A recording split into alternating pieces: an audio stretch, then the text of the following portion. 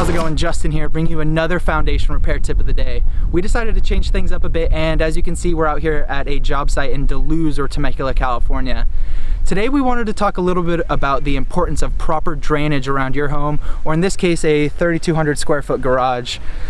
I'll cut to a clip here, but as you can see, this garage is facing some significant foundation settlement issues.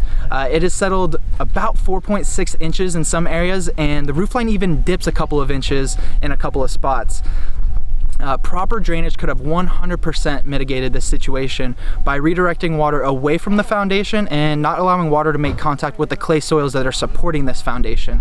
So having proper drainage installed is much less expensive than having a foundation repair team come out to install push piers to lift and stabilize your structure.